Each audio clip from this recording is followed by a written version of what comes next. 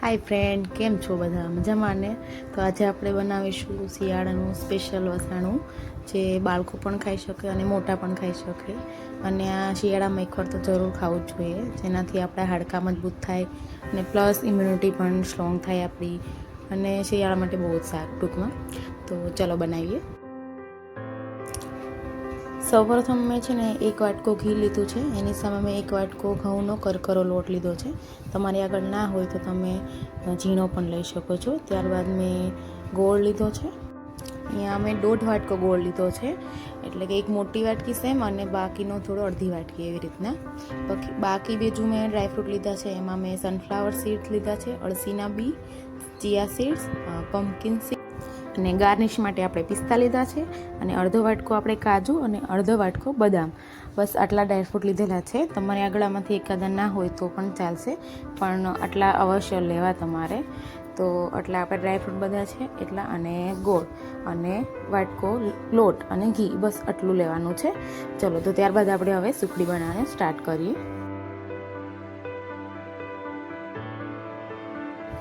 તો ચાલો આપણે હવે સુખડી બનાવીએ. તો સૌપ્રથમ છે ને અહીંયા કઢાઈમાં આપણે ઘી લઈશું.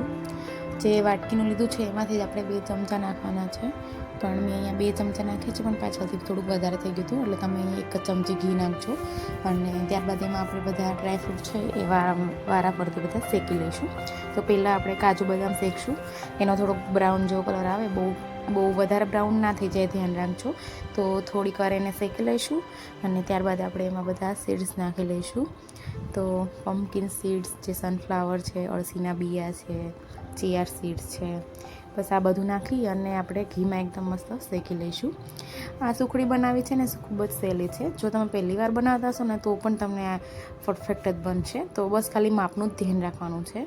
જે આપણે ગોળનું માપ છે એ પરફેક્ટ લેવાનું છે, કારણ કે જો ગોળ આપણે જે ડ્રાયફ્રૂટ લીધા છે એના સમકક્ષ મેં અડધી વાટકી ગોળ બીજો ઉમેરો છે. બાકી તમે 1 વાટકો ઘઉંનો લોટ લીધો હોય તો એની સામે 1 વાટકો ગોળ હોય, બરાબર છે?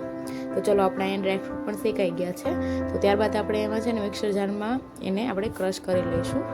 તો મિક્સરમાં એકદમ દરદરા એવા પીસી લેવાના છે, જેનાથી આપણે મોઢામાં બહુ ના આવે કટકા, તો અને બાળકો પણ આસાનીથી ખાઈ શકે.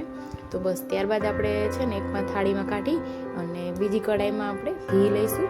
એ બધું ઘી નાખી દઈશું, અને એમાં આપણે લોટ જે લીધો છે એ આપણે એમાં શેકી લઈશું. મને અહીંયા થોડું ઘી વધારે લાગે છે, તો આમાં મેં છે ને પાછળથી ઘઉંનો લોટ એમાં એડ કરેલો છે. મેં જે 1 વાટકો જે કરકરો લીધો છે ને એની સામે પછી મેં અડધો વાટકો ઝીણો લીધેલો છે. તો એ રીતનાનું તમે લઈ લેજો. તો આવી રીતના આપણે લોટને છે ને એકદમ મસ્ત શેકી લેવાનો છે. એનો જે થોડો કલર ચેન્જ થઈ જાય, થોડોક આમ ઘેરા રંગનો લોટ થઈ જાય, ત્યાં સુધી આપણે એને શેકવાનો છે ઘીમાં. બસ આવી રીતના ઘીમાં શેકી અને ત્યારબાદ આપણે એને છે ને જે પ્લેટ આપણે ડ્રાયફ્રૂટ કાઢેલા છે, જે ક્રશ કરેલા, બસ એમાં એને આપણે મિક્સ કરી દેવાનું છે. તો છે ને સહેલું, કોઈ ચાસણી કે એવું કશું કરવાનું છે નહીં, એ તમને આગળ જણાવું છું. તો બસ આપણો લોટ શેકાઈ ગયો છે. તો બસ એને આપણે થાળીમાં નાખી દઈશું, અને બીજું એક આ થાળીમાં મિક્સ કરી લેજો. મેં મિક્સ નહોતું કર્યું. બસ ત્યારે ચાલો આપણે હવે છે ને ગોળની ચાસણી નથી કરવાની, બસ ખાલી આપણે ગોળને મેલ્ટ કરવાનો છે, મતલબ કે આપણે ખાલી ઓગાળવાનું છે એમ. તો ગેસ ચાલુ કરી અને ગોળને ધીમા ધીમા તાપે ઓગાળી લેવાનું છે. ધ્યાન રાખજો, વધારે નથી પેલું કરવાનું. એટલે બસ આપણે થોડીક વાર આમાં હલાવશું એટલે ગોળ છે ને આપણો એકદમ મેલ્ટ થઈ જશે.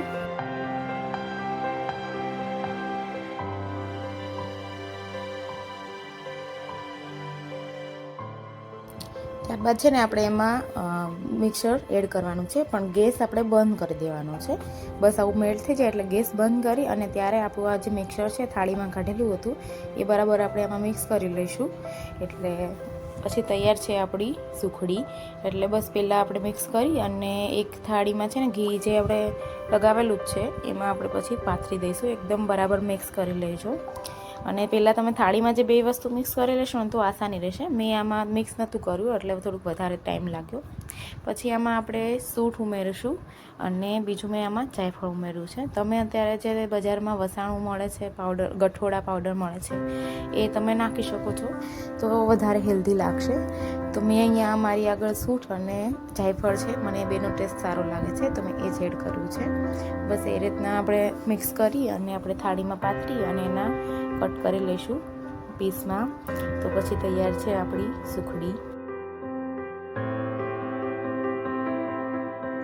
આ સુખડી બાળકોને આપશો તો એને પણ વધારે ભાવશે અને મોટા વડીલો પણ ખાઈ શકે છે. એવી પોચી અને મોંમાં મૂકતા જોગળી છે એવી બની છે.